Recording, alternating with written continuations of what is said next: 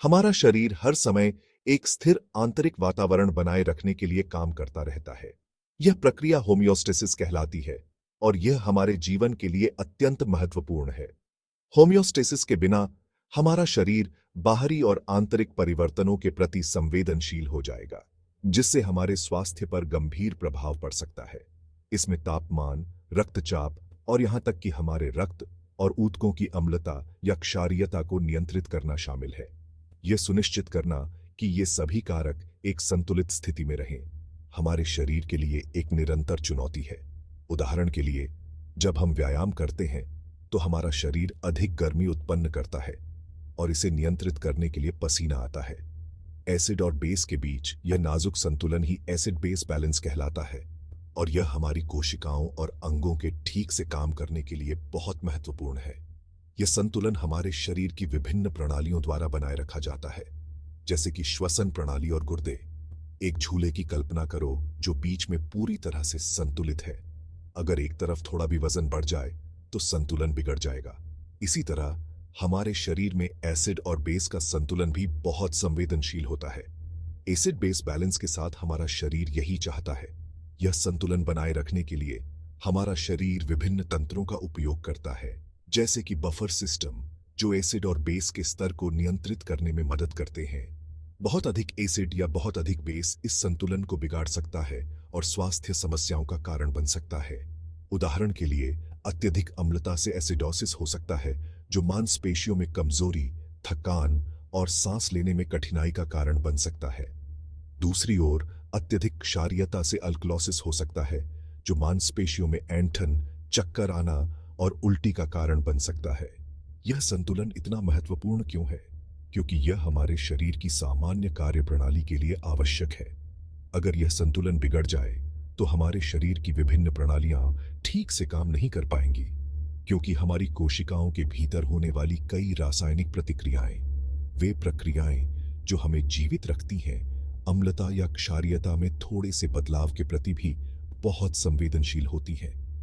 ये प्रतिक्रियाएं हमारे शरीर की ऊर्जा उत्पादन, पोषक तत्वों के अवशोषण और अपशिष्ट उत्पादों के निष्कासन जैसी महत्वपूर्ण प्रक्रियाओं को नियंत्रित करती है। अगले भागों में हम एसिड बेस बैलेंस की आकर्षक दुनिया में गहराई से उतरेंगे, उन कारकों की खोज करेंगे जो इसे प्रभावित करते हैं और उन तंत्रों की खोज करेंगे जिनका उपयोग हमारा शरीर इस महत्वपूर्ण संतुलन को बनाए रखने के लिए करता है। हम यह भी जानेंगे कि कैसे आहार, श्वसन और गुर्दे की कार्यप्रणाली इस संतुलन को बनाए रखने में महत्वपूर्ण भूमिका निभाते हैं। इसके अलावा हम उन स्थितियों और बीमारियों पर भी चर्चा करेंगे जो इस संतुलन को प्रभावित कर सकती हैं और उनके संभावित उपचारों पर विचार करेंगे। हम अक्सर पीएच शब्द को स्वास्थ्य और तंदुरुस्ती के संबंध में इस्तेमाल करते हुए सुनते हैं, लेकिन इसका वास्तव में क्या मतलब है? पीएच इस बात का माप है कि कोई घोल कितना अम्लीय या क्षारीय है। इसे एक रूलर की तरह समझें, लेकिन लंबाई मापने के बजाय यह अम्लता और क्षारीयता को मापता है। पीएच स्केल 0 से 14 तक होता है, जिसमें 7 न्यूट्रल होता है। 7 से कम पीएच वाले घोल अम्लीय माने जाते हैं, जबकि 7 से ऊपर पीएच वाले घोल क्षारीय होते हैं, जिन्हें बेसिक भी कहा जाता है। उदाहरण के लिए, नींबू का रस, जिसका पीएच लगभग 2 होता है, काफी अम्लीय होता है, जबकि बेकिंग सोडा, जिसका पीएच लगभग 9 होता है, क्षारीय होता है। हमारे रक्त का पीएच थोड़ा क्षारीय होता है, जो लगभग 7.4 के आसपास होता है। इस विशिष्ट पीएच रेंज को बनाए रखना हमारे अस्तित्व के लिए महत्वपूर्ण है। इस संकीर्ण सीमा से थोड़ा सा भी विचलन शारीरिक कार्यों को बाधित कर सकता है और गंभीर स्वास्थ्य समस्याओं को जन्म दे सकता है। हमारा शरीर चयापचय के उपोत्पाद के रूप में लगातार एसिड का उत्पादन करता रहता है। यह एसिड हमारे पाचन तंत्र में भोजन को तोड़ने में मदद करता है और विभिन्न रासायनिक प्रतिक्रियाओं के लिए आवश्यक होता है। लेकिन यह एसिड केवल पाचन के लिए ही नहीं, बल्कि शरीर के कई अन्य कार्यों के लिए भी महत्वपूर्ण है। ये एसिड अगर अनियंत्रित छोड़ दिए जाएं, तो हमारे नाजुक एसिड बेस संतुलन को जल्दी से बिगाड़ देंगे। यह संतुलन हमारे शरीर के सामान्य कार्यों के लिए अत्यंत महत्वपूर्ण है। अगर यह संतुलन बिगड़ जाए तो यह हमारे स्वास्थ्य पर गंभीर प्रभाव डाल सकता है, जैसे कि कोशिकाओं का क्षतिग्रस्त होना और एंजाइमों का सही ढंग से काम न करना। तो हम एसिड के इस निरंतर प्रवाह का प्रबंधन कैसे करते हैं? यह सवाल महत्वपूर्ण है क्योंकि हमारे शरीर को लगातार एसिड और बेस के स्तर को संतुलित रखना होता है। अगर यह संतुलन बिगड़ जाए तो यह हमारे स्वास्थ्य के लिए हानिकारक हो सकता है। इसका उत्तर रसायनों के एक उल्लेखनीय समूह में निहित है जिन्हें बफर्स कहा जाता है।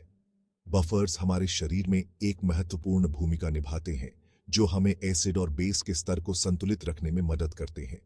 ये बफर्स विभिन्न जैव रासायनिक प्रक्रियाओं में शामिल होते हैं और हमारे शरीर को स्थिर रखने में मदद करते हैं। बफर्स केमिकल शॉक एब्जॉर्बर की तरह काम करते हैं, पीएच में बदलाव का विरोध करते हैं।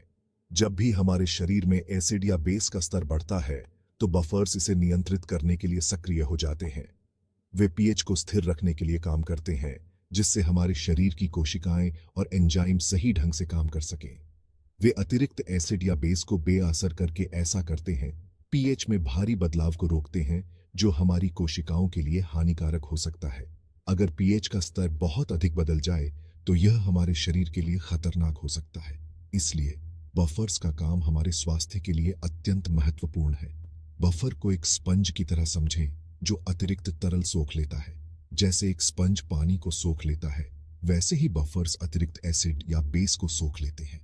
यह प्रक्रिया हमारे शरीर को स्थिर रखने में मदद करती है। जब बहुत अधिक एसिड होता है तो बफर्स इसे अवशोषित कर लेते हैं जिससे पीएच को कम होने से रोका जा सकता है। यह प्रक्रिया हमारे शरीर को एसिड के हानिकारक प्रभावों से बचाती है और हमें स्वस्थ रखती है। इसके विपरीत जब बहुत अधिक बेस होता है तो बफर्स हाइड्रोजन आयनों को छोड़ते हैं जो अतिरिक्त क्षारीयता को प्रभावी ढंग से बेअसर कर देते हैं। यह प्रक्रिया हमारे शरीर को बेस के हानिकारक प्रभावों से बचाती है और हमें स्वस्थ रखती है। बफर्स के बिना एसिड या बेस के स्तर में छोटे उतार चढ़ाव के भी हमारे स्वास्थ्य के लिए महत्वपूर्ण परिणाम हो सकते हैं। ये छोटे उतार चढ़ाव भी हमारे शरीर के लिए हानिकारक हो सकते हैं जिससे विभिन्न स्वास्थ्य समस्याएं उत्पन्न हो सकती हैं। इसलिए बफर्स का काम हमारे शरीर के लिए अत्यंत महत्वपूर्ण है और हमें स्वस्थ रखने में मदद करता है। हेंडरसन हसल बलच समीकरण पीएच को उजागर करना। अब आइए एसिड बेस बैलेंस के थोड़े और तकनीकी पहलू पर ध्यान दें। हेंडरसन हसल बलच समीकरण। चिंता मत करो, हम इसे सरल रखेंगे। यह समीकरण एक गणितीय उपकरण है जो हमें एक घोल में पीएच, बफर्स और एसिड और बेस की सांद्रता के बीच संबंध को समझने में मदद करता है। संक्षेप में यह हमें बताता है कि एसिड और बेस की सांद्रता में बदलाव के जवाब में एक घोल का पीएच कैसे बदलेगा। उदाहरण के लिए, यदि एसिड की सांद्रता बढ़ जाती है तो समीकरण भविष्यवाणी करता है कि पीएच कम हो जाएगा और अधिक अम्लीय हो जाएगा। जबकि हम यहां समीकरण की बारीकियों में नहीं जाएंगे, यह समझना महत्वपूर्ण है कि यह नैदानिक सेटिंग्स में महत्वपूर्ण भूमिका निभाता है, जिससे स्वास्थ्य सेवा पेशेवरों को रोगियों में एसिड बेस असंतुलन की निगरानी और प्रबंधन करने में मदद मिलती है। पीएच बनाए रखना एक नाजुक संतुलनकारी अधिनियम। हमारे रक्त और ऊतकों में एक स्थिर पीएच बनाए रखना एक जटिल प्रक्रिया है जिसमें कई अंग और प्रणालियां शामिल होती हैं। यह प्रक्रिया हमारे शरीर के समग्र स्वास्थ्य और कार्य प्रणाली के लिए अत्यंत महत्वपूर्ण है। पीएच स्तर में मामूली बदलाव भी हमारे शरीर के विभिन्न कार्यों को प्रभावित कर सकते हैं, इसलिए इसे एक संकीर्ण सीमा के भीतर बनाए रखना आवश्यक है। हमारे फेफड़े, गुर्दे और यहां तक कि हमारा रक्त भी इस नाजुक संतुलनकारी कार्य में आवश्यक भूमिका निभाते हैं। ये अंग और प्रणालियां एक दूसरे के साथ मिलकर काम करती हैं ताकि हमारे शरीर का पीएच स्तर स्थिर रहे। फेफड़े, गुर्दे और रक्त के बीच यह समन्वय हमारे शरीर की होम्योस्टैसिस बनाए रखने की क्षमता को दर्शाता है। फेफड़े हमारे रक्त में कार्बन डाइऑक्साइड या CO2 की मात्रा को नियंत्रित करके पीएच को नियंत्रित करते हैं। जब हम सांस लेते हैं तो ऑक्सीजन हमारे फेफड़ों में प्रवेश करती है और रक्त प्रवाह में मिल जाती है। इसके विपरीत जब हम सांस छोड़ते हैं तो CO2 हमारे शरीर से बाहर निकल जाती है। यह प्रक्रिया हमारे रक्त के पीएच स्तर को संतुलित रखने में महत्वपूर्ण भूमिका निभाती है। CO2 एक अम्लीय गैस है, इसलिए जब हम सांस छोड़ते हैं तो हम अनिवार्य रूप से अपने शरीर से एसिड निकाल रहे होते हैं। यह अम्लीय गैस हमारे रक्त के पीएच को कम कर सकती है, इसलिए इसे बाहर निकालना आवश्यक है। सांस छोड़ने की प्रक्रिया के माध्यम से हमारा शरीर इस अम्लीय गैस को निष्कासित करता है। और हमारे रक्त के पीएच को संतुलित रखता है। दूसरी ओर गुर्दे हमारे मूत्र में अतिरिक्त एसिड या बेस का उत्सर्जन करके पीएच को नियंत्रित करते हैं। गुर्दे हमारे रक्त से अतिरिक्त एसिड और बेस को छानकर मूत्र के माध्यम से बाहर निकालते हैं। यह प्रक्रिया हमारे शरीर के पीएच स्तर को संतुलित रखने में महत्वपूर्ण भूमिका निभाती है। वे बाइकार्बोनेट या HCO3 एक महत्वपूर्ण बफर को वापस रक्त प्रवाह में पुनः अवशोषित करने में भी महत्वपूर्ण भूमिका निभाते हैं। बाइकार्बोनेट एक बफर के रूप में कार्य करता है जो हमारे रक्त के पीएच को स्थिर रखने में मदद करता है। यह एसिड और बेस के बीच संतुलन बनाए रखने में महत्वपूर्ण भूमिका निभाता है।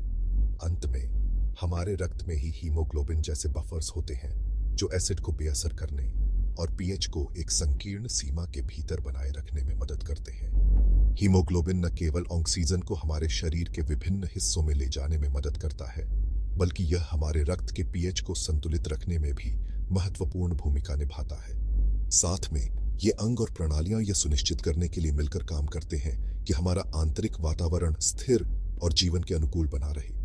ये समन्वय हमारे शरीर की होम्योस्टेसिस बनाए रखने की क्षमता को दर्शाता है, जो हमारे स्वास्थ्य और जीवन के लिए अत्यंत महत्वपूर्ण है।